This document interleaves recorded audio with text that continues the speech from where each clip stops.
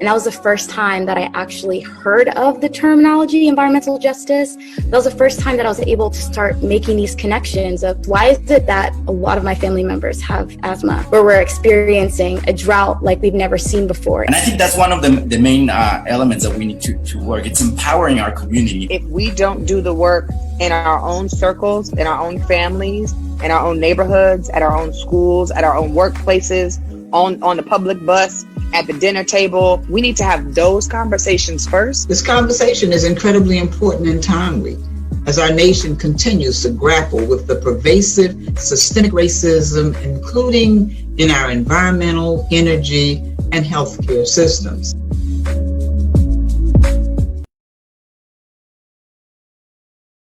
Everyone, and Happy New Year. I hope you're all tuning in well rested and healthy.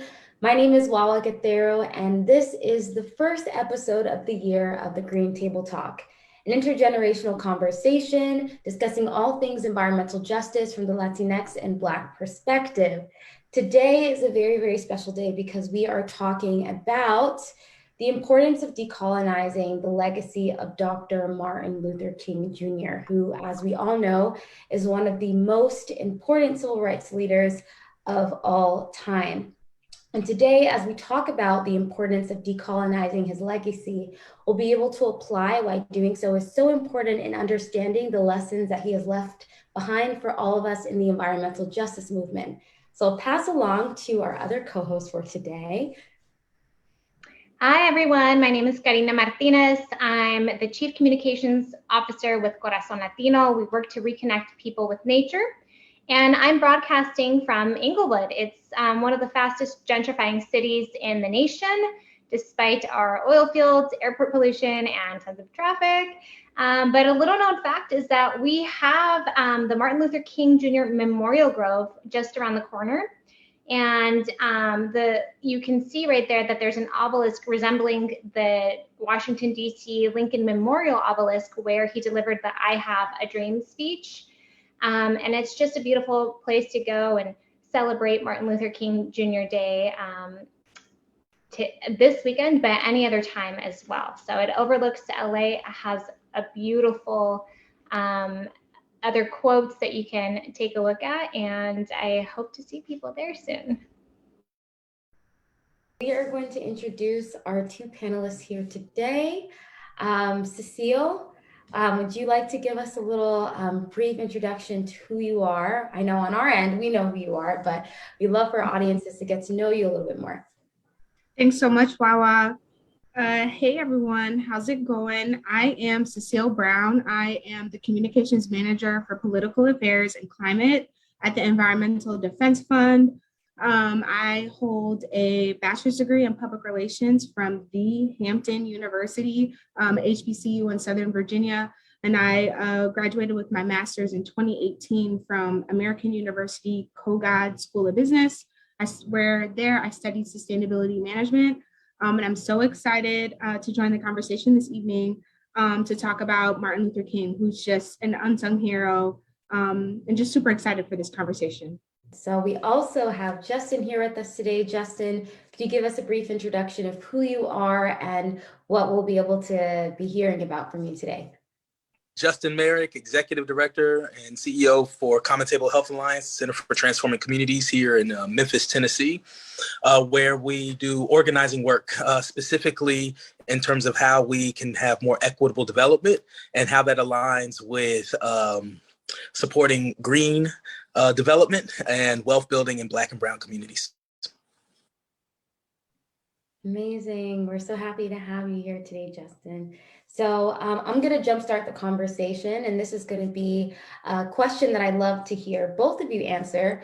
So as we already stated before, Dr. Martin Luther King Jr. is most definitely one of the most prominent voices that we talk about when we think about the civil rights movement. However, he's not a figure that most people understand as being an environmental justice leader, in which he really was.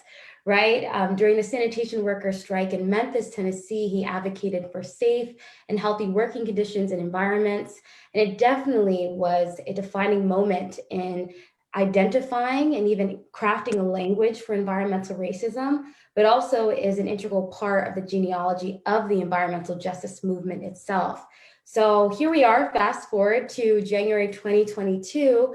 I'd like to ask both of you, Justin and Cecile, what are some lessons and teachings that Dr. King has passed along to us that we see implemented in the modern day environmental justice movement? I can start. So I think one of Dr. Martin Luther King's kind of main principles, besides nonviolence, is more just his kind of just deep connection and also just deep commitment to understanding others. I think in our environmental justice movement, especially me coming from the Environmental Defense Fund, where we're fighting against a lot of injustices. Not only are we fighting environmental injustices against, our living and breathing environment, but it's also about the health of communities. And I think one of the big challenges that we have right now in the environmental justice movement is that not enough people are aware of the deep injustices that many of Black and Brown people face when it comes to simple things like clean water and clean air. And I think, his just deep commitment to helping all people from all walks of life understand one another and understand the importance and the moral responsibility of fighting injustice. I think that's something that we definitely want to continue to lift up in our environmental justice movement today. Yeah, and I'll dovetail off of that. So I think a common misunderstanding when we talk about King, that when I moved to Memphis and started to figure out how deep the movement building work is and what it really means to do movement building, I think a lot of times folks don't know, but it was actually James Lawson, that brought Martin Luther King to Memphis. And I always say, I frame that because that meant that the work was already happening, right, on the ground and in the communities. And so when we talk about how we connect him to like an ecological understanding, it's understanding ecosystems, right, and the underground of Black and Brown communities and how they're actually connected. So I look at the work of the 60s, right, by far and large being the movement of poor people, and where we start to see class and race overlapping.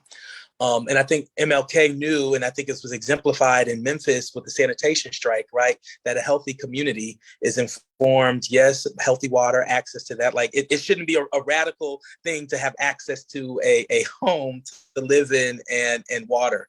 And that these fundamental things are a part of what we lift up at the Center for Transforming Communities as being community.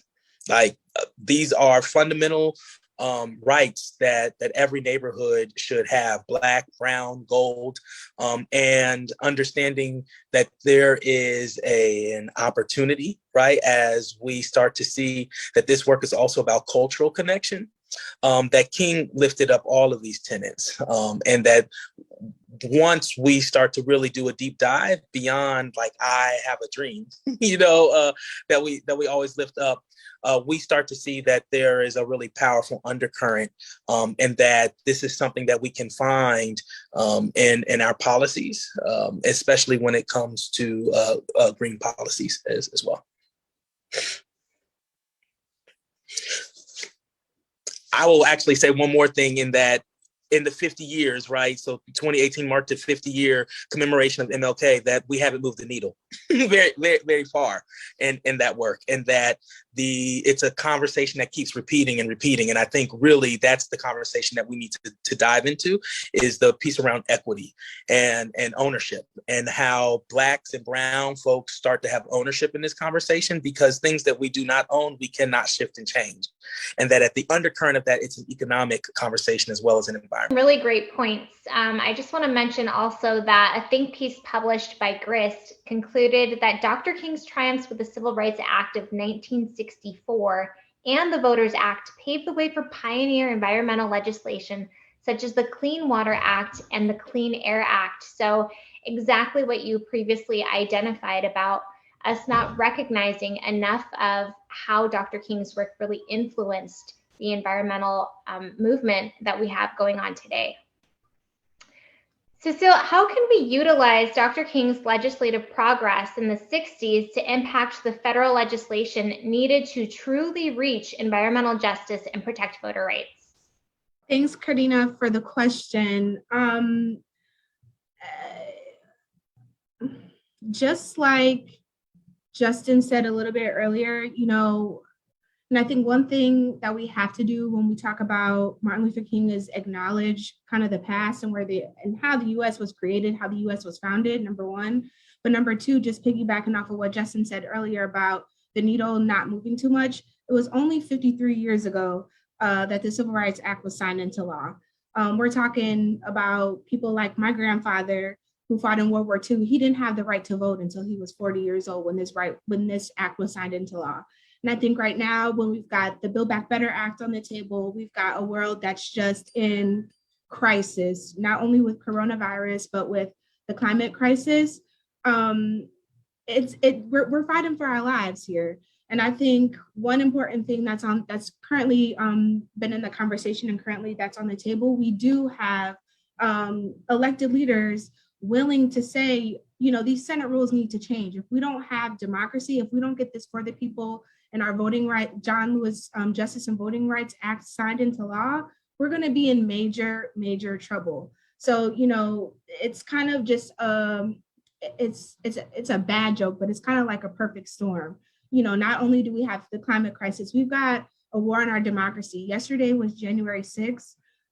People died trying to attack the Capitol. A Confederate flag was waved in the Capitol. That's never happened. And, you know, we're in a crisis moment. If we can't get the Senate to get it together and bust this filibuster to make something happen for our democracy, there's no way we're going to get to the other side of this climate crisis. So to pivot the conversation into the way that Dr. King's legacy is misunderstood, a lot of white liberals talk about Dr. King's legacy only from the perspective of his nonviolent strategies, which were a part of the framework that he went upon. However, a lot of his critiques in regards to classism and his focus on the importance of Black economies is often missed and not as heavily focused on when we talk about Dr. King's legacy. I'd like to know specifically from Justin to hear your perspective on how Dr. King's vision surrounding Black economies has impacted or should have impacted the Biden-Harris push for the Build Back Better plan. Yep. So I actually really enjoy this question, Blackonomics. And while I won't say that I have a degree in any of that, I do have some strong opinions on it. And I think a big part of like what it looks like to equitably develop our communities needs to be informed by three-pronged, process. One, how are we helping to build Black communities specifically to do the things that they want to do? Like when we talk about reimagining the narrative, there should be a sense of ownership and agency in that process where folks on the ground from the neighborhoods can determine how resources are coming in and where that should be applied. And for me, this conversation is really interesting because while we talk about MLK often like through a faith lens, I don't see where we have faith in the very communities that we want to serve.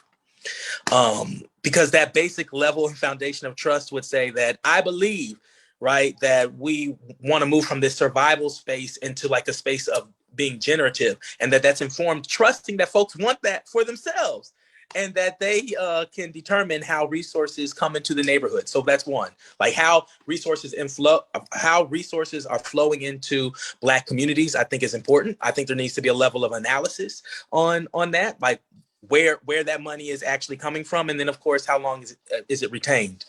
So then that leads to the second piece.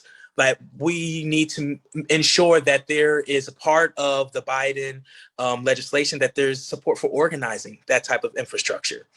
So often I feel like organizing is seen in an antagonistic lens where it's seen as something negative, when it should really be about self-discovery and understanding that communities are finding ways towards liberation and the American dream, right? That is predicated on that. and that often we don't necessarily resource what that actually means when we talk about operationalizing it. So what that means is that communities have to have governance infrastructure, some like neighborhood associations, yes, but some type of governance model where they have the ability to have self-determination, again, as to how resources are being allocated and spent. So often resources are coming to our neighborhoods, gentrification, right? Like to name that. And Black people do not have a say. There's not necessarily organized infrastructure as to how that's applied to the school system, as to how that's applied to safety and justice, as to how that's applied to environmental affairs. As a matter of fact, a lot of times when it comes to environmental work, we see that money outsourced. It's not insourced to Black organizations that can, and Latinx organizations that can actually do the work, that are already doing the work.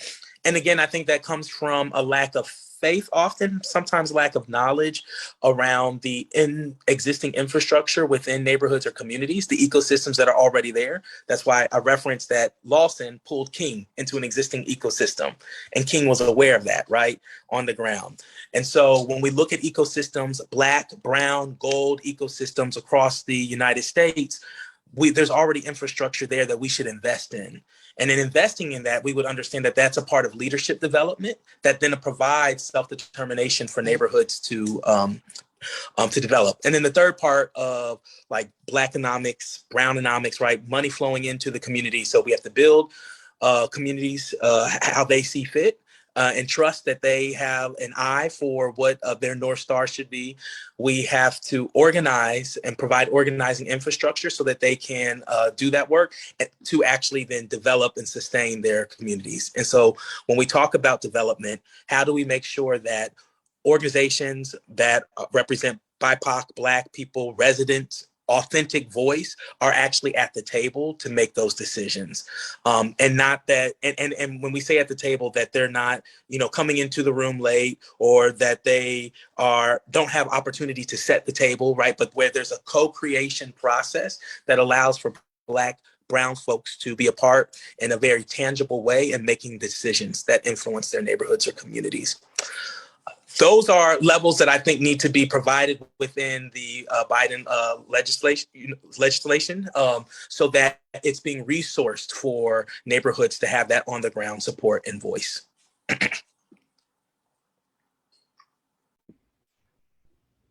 Okay, Justin, I feel completely motivated by everything that you just said. I'm inspired.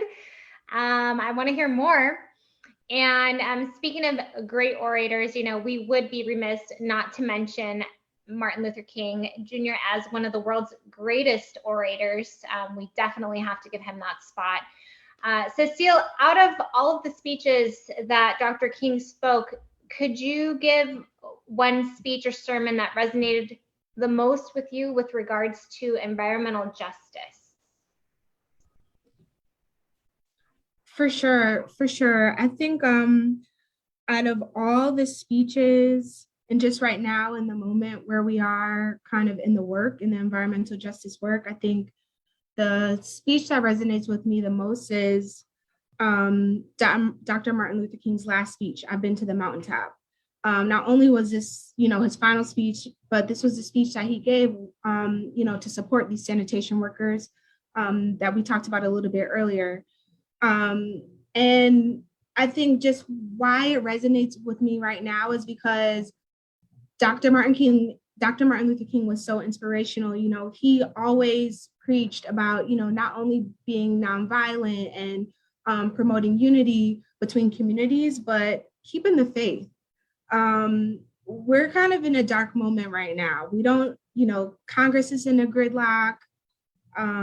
There's a global pandemic that kind of just seems like it's never going to end. But Dr. Martin Luther King's words in this speech were just so inspirational. And, it just speaks to just the importance of where we are in this fight. It's too important for us to give up. And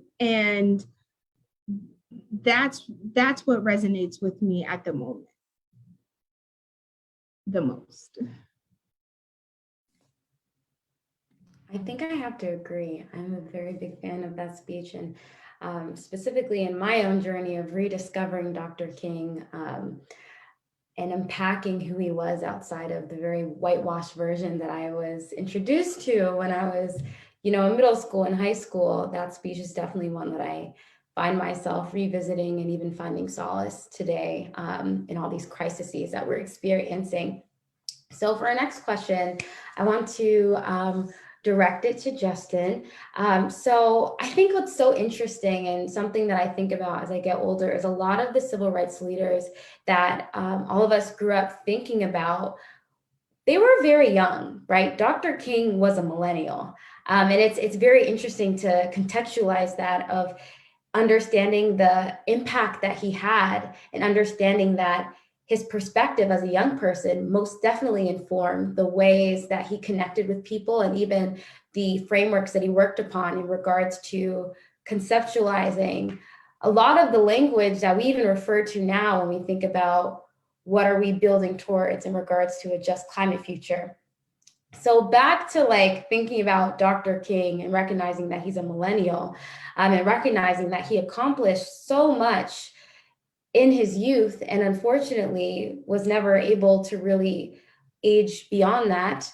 I love to hear from you, Justin, if you have any advice for young people who want to remain engaged in the democratic process at the federal, state, and local levels, and even some insight on what young people can learn from in regards to recognizing Dr. King and so many others, including Fred Hampton, as being young people that were able to be so involved and be so revolutionary, and how those histories and those legacies can help inform us on our journeys. Yep. So when I think of young people and the movement, I think of SNCC, of course. I think of the table work that happened in Nashville, right? When I think of transformation, I think of young people. Quite honestly, the movement of today is really about folks unlearning more and understanding that we have more to unlearn than we do to learn. And when I think about environmental justice movement, Martin Luther King, and the threads that really begin to connect them together, it's a conversation that's really around power and how we begin to really analyze power and assess it. And so young people have a really important role in that. One, because the millennial voice is on the come up, right? We millennial voice is Gen Z voice, it's on the come up, and they are trying to gain power. And I think the more that we can start to really understand what power actually is, that's really the core of the conversation. And it doesn't matter which domain that we are in. If we're talking about environmental affairs, if we're talking about health affairs, if we're really about having access to that. And there has to be a level of analysis. And so you bring up how a lot of times the MLK speech is whitewashed, right? And what I think that has to do is that there's a very surface level of understanding around the opposite or the antidote to that, and that's love. And King talked a lot about that. My favorite quote that he gave us was, "Power without love is reckless and abusive, and love without power is sentimental and anemic." And he goes on to say that power at its best is love implementing the demands of justice, and justice at its best is power correcting everything that stands against love. And I think that's one of his most powerful quotes, because in a world where we have folks that are striving to do transformative practices, I think there is a lack of analysis as to what love actually is. And I would define it in the space of sacrifice. And that in this movement, so often those voices that are centered from dominant culture don't allow for voices to unpack what it means to really have self-love, to be congruent with and have an analysis around our own thoughts and behaviors and how that's congruent with others. There's not an analysis around what it means to develop love as a community practice, right? Which means we're developing leaders to be a part of this. And there's not an analysis as to what love and power actually means, like how communities are materializing power, how they're creating space for collective liberation. And so often what that means in the role of race, when we talk about white, Black, everything in between, is understanding who we are as individuals and the things that we can answer to and the things that we cannot. And I think if everybody began to center those with the living experience, and so in this case, when we talk about poverty or we talk about creating more green economies, youth are going to be the closest to what that impact looks like. And if we begin to center what the next generation is and really pass the baton for them to be change agents, then that's really what transformation looks like. Because so often people who are in power aren't willing to give up the power that they have. And the decisions that are made within policies really aren't transformative because it still has the wrong voice centered. So I will leave it. I mean, MLK said a lot of deep stuff. And if we began to really unpack that, you would find that youth often are embodying this work in very simple ways and in very simple notions, because it's not a conversation as to the things that they don't have. It's actually a conversation as to the things that we should have. And we would begin to unpack how we actually would create generative spaces and not just about the things that we need to dismantle. And that way we would be led by solutions opposed to being led by problems. And we would invest in those solutions, right, that create that generative space. So anyways, I could go on a lot about that, but yeah, when it comes to doing movement work, it needs to all be about the next generation and how all of us begin to pass down that baton. And for those that are looking for opportunities, I would say, shoot, come to us here in Memphis, Tennessee, Center for Transforming Communities, because we're looking for, those transformative voices that really, would love to be able to have a platform to stand on. Justin, that was so deep. I think we all need a moment to really absorb what you just said. But I think we see so much disillusionment in our neighborhoods and in our communities and with the political process in general. I feel because we're not practicing just what you mentioned. We're not centering ourselves the right way, but we have hope in being able to practice the way and in the way that you just mentioned and reach that transformation that we want and really harness the power that we have and use it the right way as well. So I really appreciate your words. What are some words of advice for calls to action? I know that you just put a shout out to the people who you work with, but what are some, since you just really hit us with a deep moment here, how would you recommend for people who are listening to take action? Yep, I think taking action is actually really simple because it's really about what you can do in your immediate ecosystem, your immediate environment. And one of the things that I always advocate is that it only takes 2 or 3 people to actually organize and to make an impact in your community.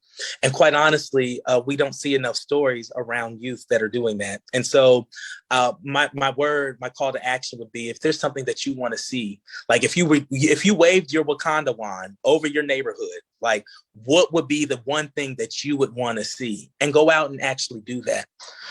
And have 3 people, and understand that, one of the things that anybody that's doing like movement building work, that it has to be informed.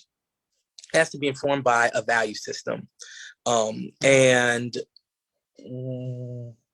I have been doing research myself, right, to work on how I show up in spaces to create the world that I want to live in. And a lot of that has been more deeply understanding like what white supremacy actually is. And so my call to action would be to start unpacking like what that means and how do we move away from that to create the world we want to live in. And I think there's 2 skill sets that are important. It is an analysis, right, so that you know what it is that we're trying to dismantle, but it's an imagination so that you know what it is that we want to create. And so much of our next generation live in the space of like creativity, I believe arts and culture, all of that is a part of the new system. And so have a vision and then connect the dots from that one act that you do in your neighborhood to that larger vision so that people can begin to start threading in between. That will be the call to action. And it starts with literally two people. If it's picking up something across the street, a blighted or a property in your neighborhood, or if it's saying, you know what, I want to design this house into becoming named after my grandfather. And it's going to be where all people can come in to do it. Do it, because quite honestly, there are people out there that are looking for opportunities to support. Like that's what money and resources look for. They look for people that are doing the work to support. The challenge is once we have a platform, what do we do with that to be able to sustain it? Be the dream. That's great. So let's grab a friend, grab a partner, grab our siblings, people from our neighborhoods who know what's going on and really what we need. Cecile, we're going to close this off, but do you have any last words after this great discussion that you'd like to also share with us? For sure. I would say my call to action would be just to think about Dr. King and think about how hard he fought, how he lost his life. He was assassinated, he was murdered to allow Black and brown folks like us had the right to vote now in 2022. Ooh, 2022. But I would challenge folks to think about that and think about where we've come, but also just how much more work we have to go ahead. But like Justin mentioned earlier, I want to encourage everyone to harness their power. Dr. King didn't have the right to vote, but we do. And I'm reporting from Washington, D.C., hopefully soon to be the 51st state. But think about that. Think about folks like me who don't have a sitting member in Congress where I can make my voice heard. And I would just challenge folks to think about that. Think about the power that you have, and not only just participating in elections, big election years when it's the president, do you know your city council person? Do you know your local sheriff? Do you know your school board president? These are all really important things that affect our everyday lives. And, generations before us, they lost their lives for us to have the rights that we have today. And it's going to be up to us to be that dream, to live that dream that Dr. King had for us. Beautiful, beautiful. And not only do you know them, but if you do, and if you want things to change, become them, right? Thank you so much, Cecile. Thank you so much, Justin. Honestly, this has been such a beautiful way to open up the series for this year. And I really urge our audience here today to really reflect on the words and the lessons that we've learned today and really use it to inform all of our journeys in rediscovering Dr. King beyond the whitewashed version that has unfortunately been a part of the dominant dialogue. There's so much more to discover about who he was and how his legacy continues and should continue to inform the futures that we are building for a just climate future. So thank you so much, everyone, and we'll see you next time. To America is be true to what you said on paper.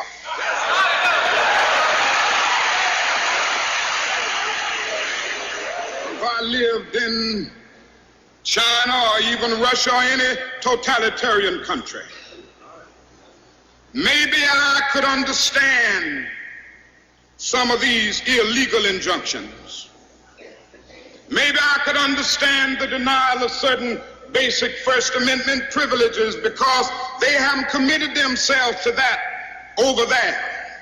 But somewhere I read of the freedom of assembly.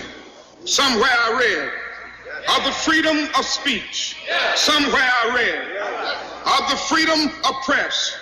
Somewhere I read that the greatness of America is the right to protest far right.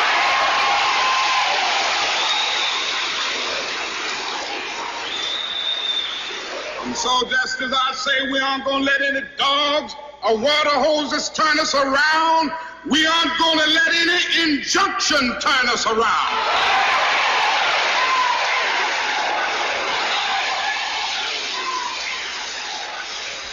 Well, I don't know what will happen now. We've got some difficult days ahead. But it really doesn't matter with me now, because I've been to the mountaintop. I don't mind.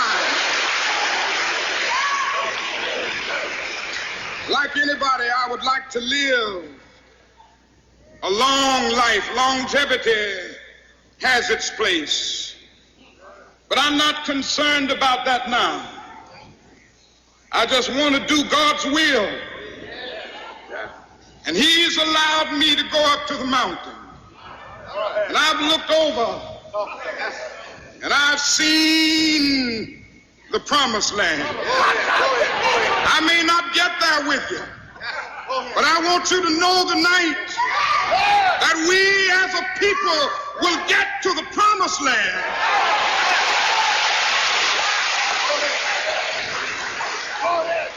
So I'm happy tonight. I'm not worried about anything. I'm not fearing any man. Mine eyes have seen the glory of the coming of the Lord.